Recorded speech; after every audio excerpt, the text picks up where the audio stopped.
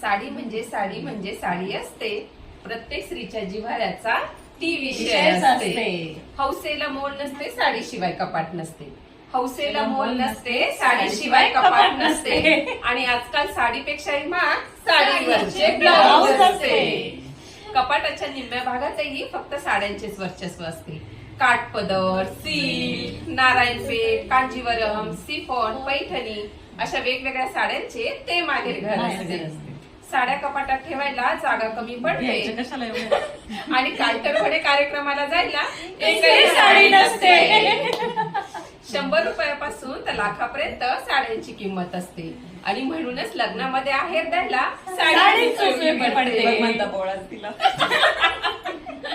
बायकोने नटून थटून साडी नेसली की नवऱ्याची विकेट हमखास पडते. बायकोने नटून थटून साडी नेसली की नवऱ्याची विकेट हमखास पडते. खरंच सांगते, साडीची जादू आजही काम करते.